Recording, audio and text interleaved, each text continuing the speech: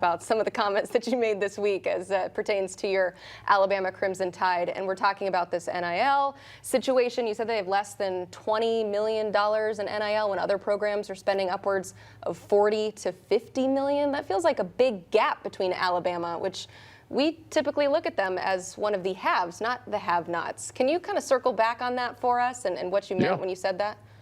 Yeah, so and the reporter kind of took it a snippet. It was a conversation that was probably a 5 to 10 minute conversation. The point behind the whole deal was, I think, again, what I just said, you see a difference on teams that really went hard into the portal and spent a ton of money. Alabama didn't get a ton of guys as much as some of these other schools did. Florida State, 50 new guys. UNC, 70 new players on their team. So they didn't lose a lot to the portal, and they didn't go get a ton of guys in the portal as well, which isn't a bad thing. But I also got called, I'm not going to say, but at the very top of Alabama, and he called, and we talked, and he said, hey, we just kept it under wraps, but we have more than $20 million, which is good. I mean, that's the person I wanted to hear from, because other 2-3 people I heard from told me this. So it's good to know that they, are up above 20 million now after hearing, other things. But my biggest thing is it doesn't matter. We got to go out and win. And to have that performance like you did against Florida State is just, it's not playing to the standard that Alabama has set for quite some time now. AJ, everybody's dissected all the various issues that were going on in that game. You had loafs, you were out physical against Florida State. Like, there was issue. Ryan Williams didn't play up to the expectations. He's now out for today's game. Overall, we did a panic meter segment, and I was kind of like, I still think they'll be okay. Like, I think they could be fine. What are your expectations moving forward now this season? Is it salvageable? Are they still a team that can contend for the playoffs? Or are there such serious concerns that you're kind of having doubts of what they could be at the end of the season? I think it's a little bit of both, Annie, to be honest with you. Listen, this team has a ton of talent, right? They've got guys that all the other schools wanted as well. It's not like they have a lack of talent on this team. It's the guys playing to a standard that is the Bama way, playing with effort, playing with pride. I'm sure BMAC, everybody on the panel, has played some sport for a coach that they might not like. And I'm not saying these guys don't like DeBoer at all. I'm just saying when you get inside the white lines, you play for the name on the back of your jersey, you play for your school, you play for your brothers. The guys inside the white lines that go to fight with you every day, blood, sweat, and tears. And that's the thing that probably upset myself and Alabama fans as a whole, was just the pride factor that you saw with the lack of effort, guys laughing. There's a video of guys laughing at the end when Florida State's taking a knee. So it's that side of things, to where I'm from the state of Alabama. I just know what an Alabama win and means on a Saturday for the community and the people in this state. So that's the biggest thing with me is it doesn't matter who you're playing week in and week out. They're a faceless opponent. Get back to playing your style of ball, played with the tenacity and ferociousness that you're supposed to play with, and go out and execute. Coaching and parenting are identical. Mm-hmm. As a parent, your children will only do what you allow them to do. And that's the same thing with coaching.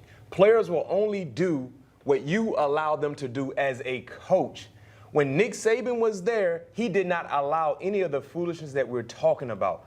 Loafs, effort, lack thereof, being physical. And not to mention the things that we're not seeing or hearing about, but of course rumors are circulating that happen in the meeting rooms, in the building, in the facility. These things transition to losses or a lack of effort. So right now, when you talk about the talent, AJ, no question, you can never question, does Alabama have talent? They got talent, but now that talent is not as disciplined as they was in years past because of the coaching, the things that have been tolerated. So for them to get back to being that dominant program, a team that has been overly consistent, it starts from the top. Because it's not like Alabama, they don't have no quarterback, they ain't got no running back, they ain't got no O-lineman, they ain't got no DBs. They got all of it. But it's just about the structure, the lack thereof, that has put Alabama into these difficult conversations, a place they haven't been in quite some time. Well, B-Mac, you know, and that's why, like, I think it's such an easy time we're in this era of football to where, you know, it's kind of different from the past where coaches get a ton of blame. I think it's easy to blame the coaches, but it kind of goes back to what I just said with, you know, we've all played for coaches that allow certain things, but you as a player, Danny, like myself, just everybody that's played the game at a high level, when you get inside those white lines, you're playing for the dude next to you, right? Like you're not playing for the guy on the sidelines, and it's not like we're getting, when I watch film, and I went back and watched this Alabama game probably 5-6 times. My thing is we're not getting crazy, like we're out-schemed, and dudes are just wide open, and we look like we have no clue what to do. I mean, you look at the first possession by Florida State, and Castellanos has the keeper. We play it perfect. Like, it wasn't a scheme issue. We crashed the DN for the running back. Deontay Lawson's supposed to wrap.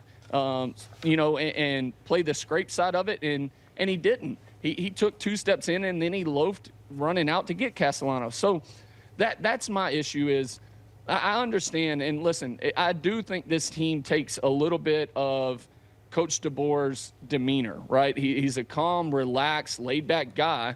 But at the same time, my issue is when you get inside the white lines, go play for the dude next to you. Go play for every guy that has worn the crimson jersey before you, that has set a standard, and for Alabama, what Alabama fans expect to see on Saturday.